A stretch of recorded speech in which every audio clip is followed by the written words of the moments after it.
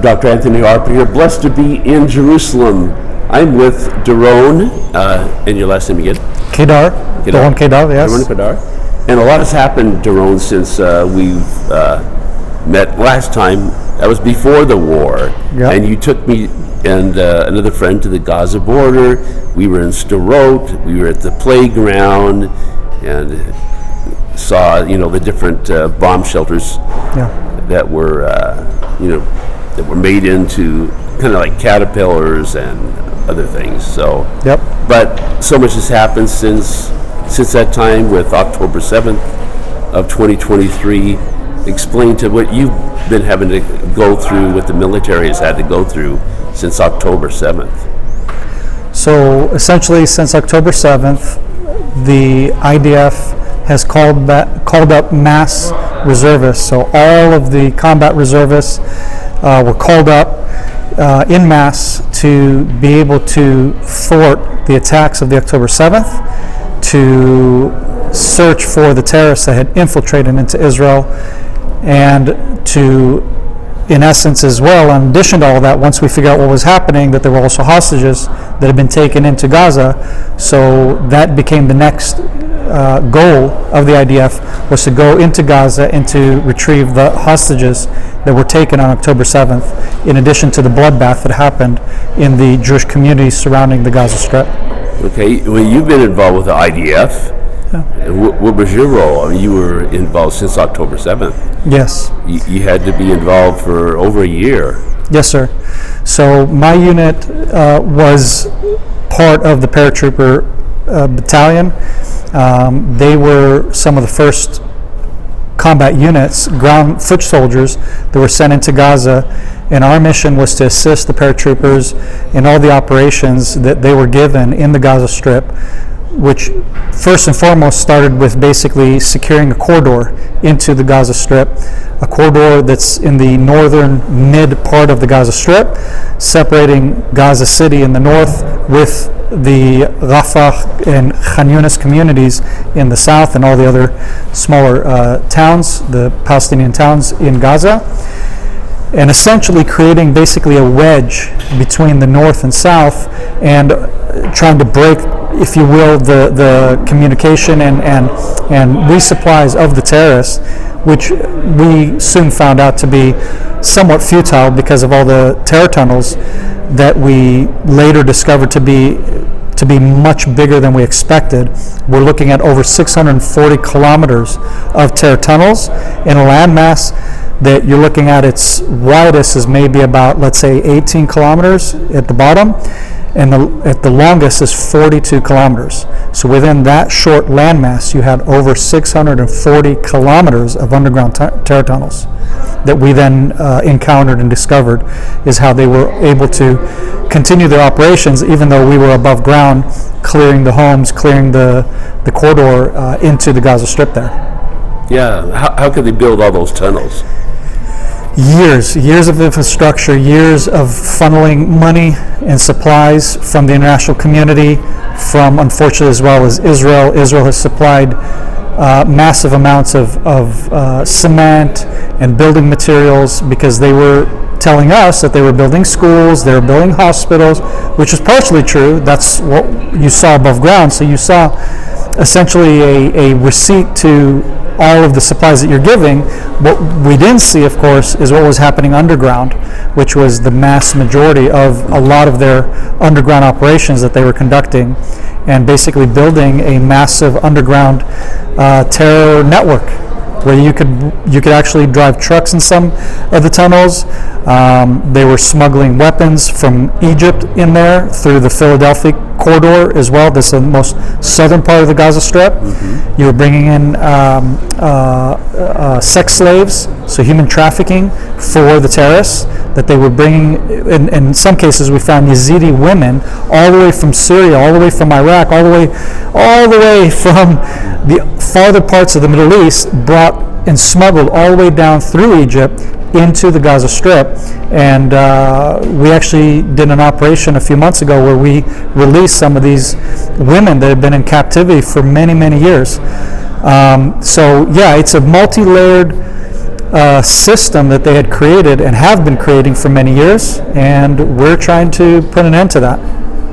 And the music festival, it's been a lot of attention for October 7th and what happened at the music festival. So what would happen, what do you think would happen if the music festival wasn't there?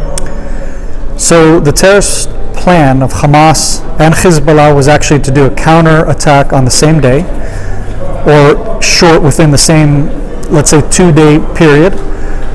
Hamas carried out their attack. Hezbollah, to our miracle and thank God, did not, because the north essentially became vulnerable because most of the IDF attention was in the Gaza Strip and in squashing the insurrection within Judea Samaria, or what's known as the West Bank, where you have Hamas terror cells and you have all kinds of other terrorist groups that essentially were encouraged to join in with the Hamas attacks.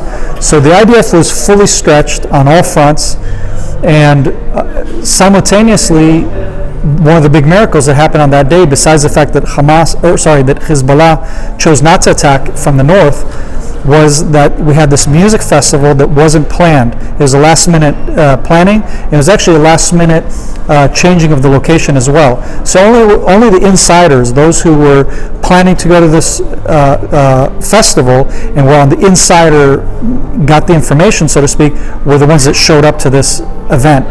So when the terrorists had crossed into the Jewish communities, they ran into the festival, and it actually stopped them from continuing on their mission. And their major mission was actually to reach Jerusalem, to reach the Temple Mount, and to essentially cause an insurrection within all the Muslim Arabs that live within Israel and within the Palestinian territories, to get them to rise up against Israel. So that was their main goal, which partially what kept them from achieving that goal was them being delayed by this festival and other encounters that slowed them down. So the IDF didn't have any military enough capacity to take out an advancing army to Jerusalem. Well, the IDF definitely is able to encounter that when you're prepared and when you have orders and when you have a plan in action. Part of the problem that we had on October 7th was that the security measures and the plans that were put into place were kind of misallocated. You had a lot of the military in Judea Samaria or in the West Bank, and you had a certain force guarding the Gaza Strip, but as we've learned very quickly, it wasn't enough. It wasn't, essentially it boils down to poor planning and poor execution of the resources that we have of the military. And so in the chaos, had the October 7th panned out the way the Muslim terrorists had planned, which was also to attack in the north, had they carried out that attack simultaneously, the chances are that the terrorists that were making their goal to reach Jerusalem, it's very possible they could have reached it.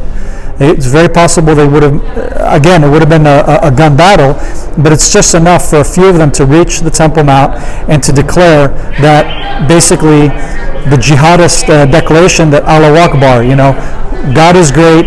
Look, we've achieved one of our main goals. If we're able to take over the Temple Mount, well, we're able to take out the rest of the state of Israel, and that would have caused a very, very massive bloodbath. Unfortunately, that didn't get carried out the way they planned. Okay. Yeah. Well, a lot has happened, regarding that. Was leading up to the vulnerability. You were talking about Obama, and yeah. So, how do you see Obama and what he had done, making Israel more vulnerable? Well, during the Obama administration time period, he put a lot of through his administration, he essentially put a lot of pressure on Israel and caused us to basically be vulnerable.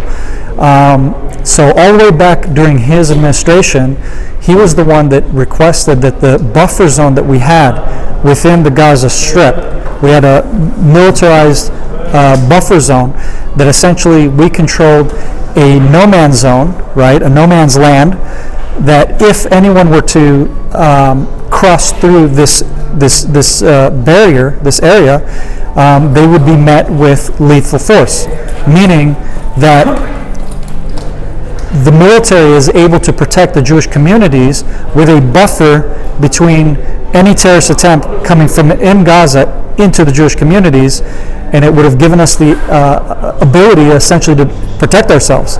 Because that buffer zone, by the time of Biden's administration already, years later, the terrorists, of course, are emboldened.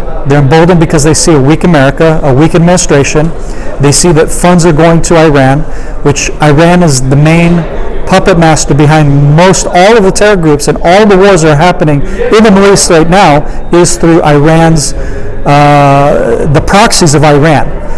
So by the administration enabling this terrorist regime, we ended up with an October 7th, we ended up with an undefensible border between us and Gaza, and we ended up with a massive bloodbath, essentially, that now Israel has to deal with. So we were pushed to basically break down our own defenses in order to appease the United States, and in doing so, we have paid a very heavy price for that. Didn't President Trump know about this buffer zone problem, and wasn't he? Could he have helped Israel reestablish that buffer zone for Israel? It's a very good question. To be honest, I don't know. I haven't heard anything about Trump's administration and during his last time in office what he did about it. So to be honest, I don't have a good answer for that. It's very possible they were aware of it. It's very possible Israel might have made a request. It's also very possible that Israel just ignored that request because, in a way, Israel was getting a lot of breakthroughs through his administration. For example, the moving of the recognizing of the moving of the embassy, the U.S. embassy to Jerusalem, and in essence recognizing that Jerusalem is the capital of the Jewish people, the Jewish state. Mm-hmm. And so by him doing that and making other strides, I think in a way is very possible. Again, I'm just shooting in the dark here. It's very possible we missed this issue with the border with Gaza. It's very possible. Again, I don't know. What I am aware of is what the Obama administration had pressured Israel to do, and sometimes to reverse some of these decisions usually isn't as easy as said as done. So. Okay, with President Trump now returning to the White House, how do you see that benefiting Israel? Well, it benefits Israel and it benefits the United States. It's a mutual relationship here. It's a mutual allied cooperation that needs to be done, because essentially everything that the United States helps Israel pursue here in the Middle East, and securing ourselves with our neighbors, and eliminating terrorist threats, that in essence protects the United States and the homeland of the United States from those terrorists once they're finished with Israel, because that's their main objective. And then, or not their main objective is world domination, but they see Israel as the main blockade to that world domination. So if they achieve their goals with Israel, America is next, the West is next, Europe is next, etc. And they've made their message very clear. And this is also what we've seen with the fall of Bashar al-Assad in Syria just recently. The rebels who have taken over Damascus, they are looking at it as a caliphate. In their minds, you need to understand, in the West, their minds are going back to the caliphate period, where you had the Umayyad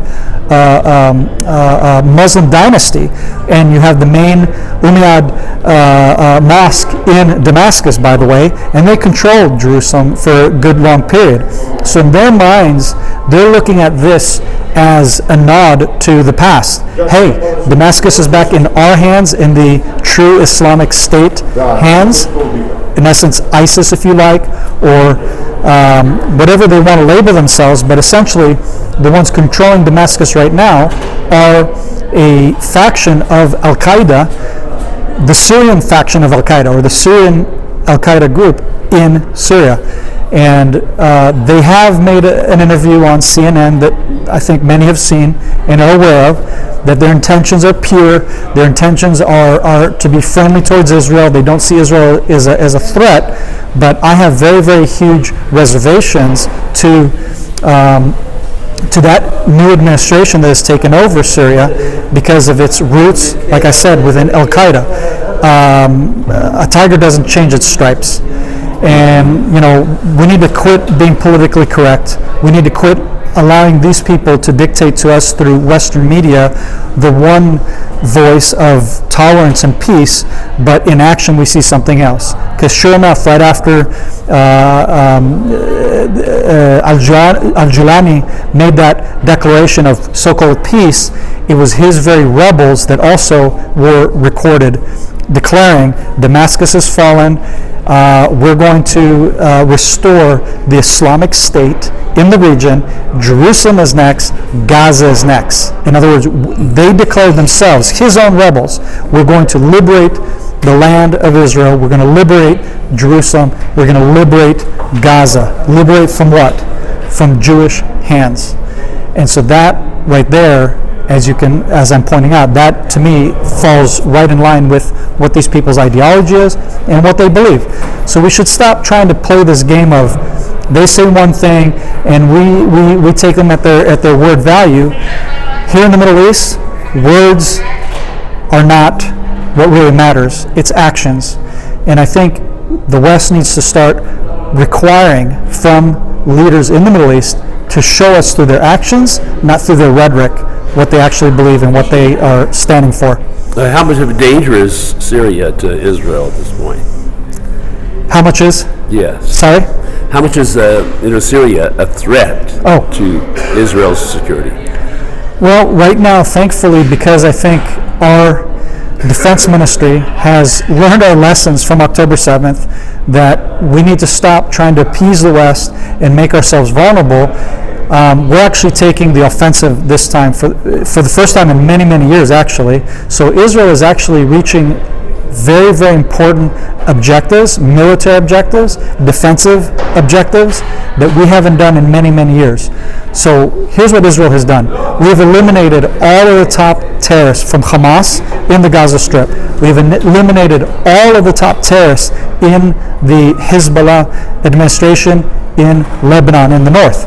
We are now slowly working our way with Syria, right? And they know that our capability is to do exactly that if they become a threat.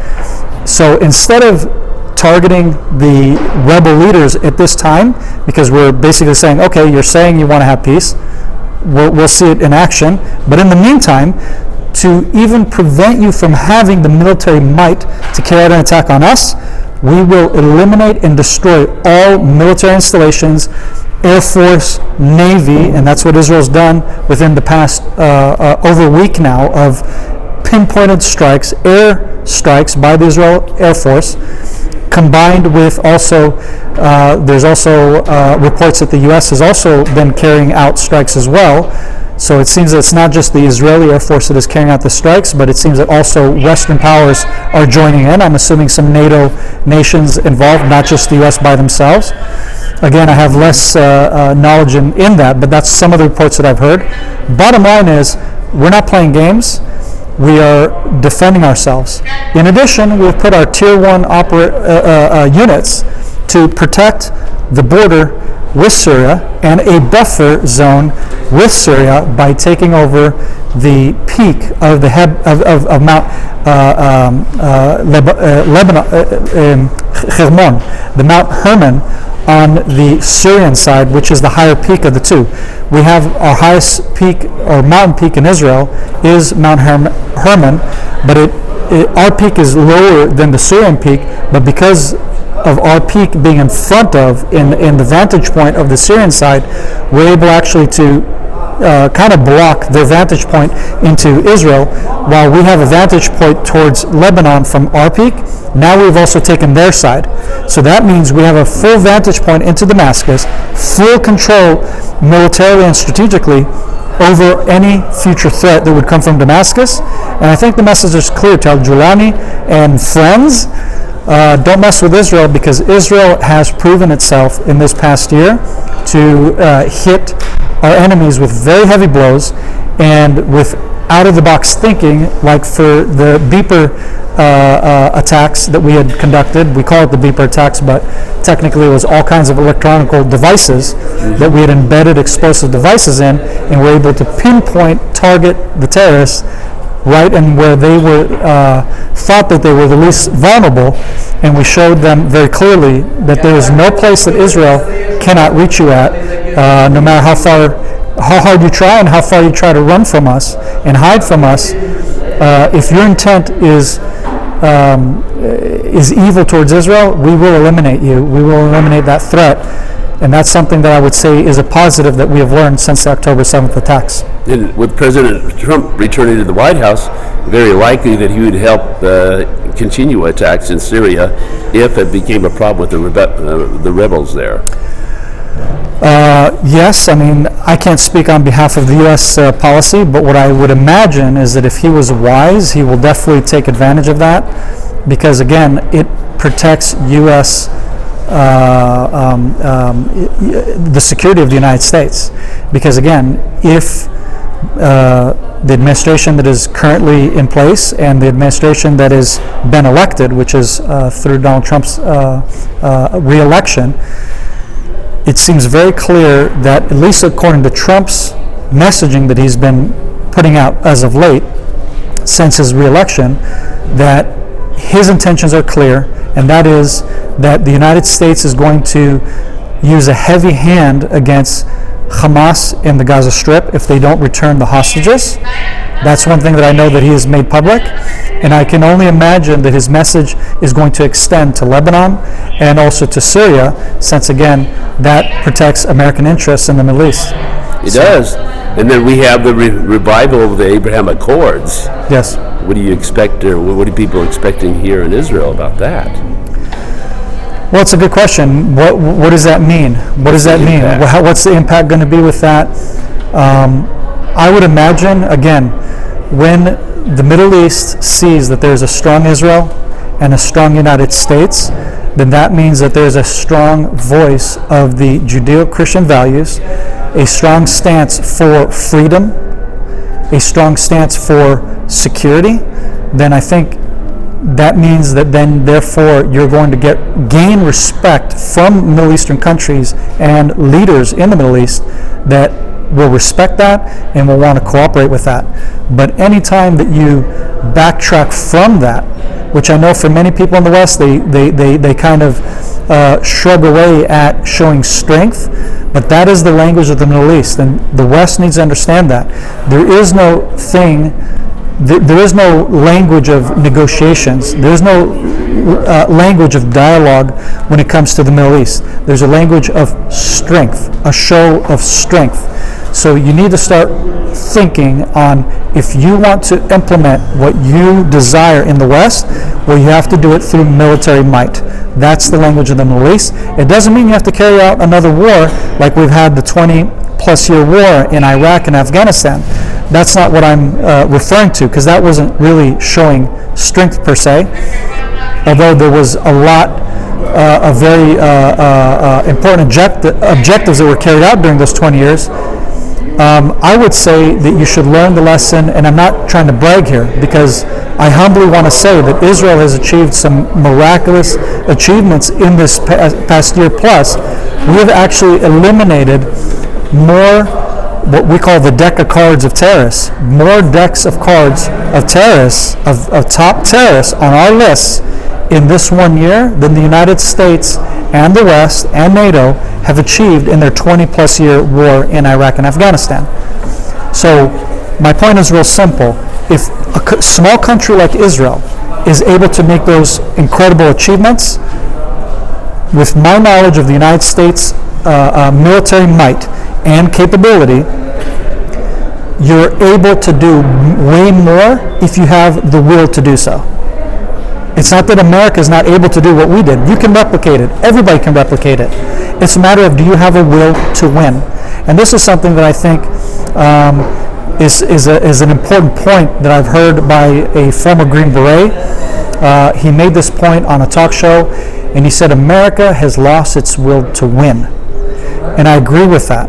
That is a right-on statement. Since World War II, the United States, in almost every war that the U.S. has been involved in, you haven't really seen a will to win in the battle. Because we're sending mixed messages to our war fighters, to our strategists who are up against these terrorists, and we're playing politics, we're playing political correctness with what you can say about religion and whatever, because the enemy that you are fighting, unlike the Nazis, it is a religious entity that is involved with the politics behind their agenda, which is world domination, right? Just like the Nazis. The problem is because it falls on one of the three monotheistic religions, and the West kind of is queasy to point that out, and we want to be politically correct for the Muslim community. There's plenty of people in the Muslim community who are calling out terrorism for what it is. They're calling out jihadists for what they are. So I don't think Muslims are going to be offended when you have an administration that understands the Muslim culture and the Muslim world and religion, and basically can advise on how do we attack the enemy, which is jihadists. And it is involved with religion, and it is involved with world dominance, and it is involved with a caliphate that they're trying to revive. And there are many Muslims who aren't interested in that. There are many Muslims who say, no, we don't believe in that type of Islam. And so there has to be a way where you can communicate this and separate the peaceful Muslims, the ones that want to live free. They want to have what Israel has, for example, just like the Muslims that live here. They enjoy the freedoms of Israel. They enjoy the rights to be an Israeli, Arab, and Muslim. And we don't just have Arab Muslims here. We have actually a mix of Muslim community from all parts of the Middle East, including Europe. We have the Caucasians up in the north of Israel, for example. They come from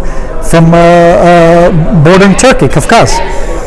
So it's just you have to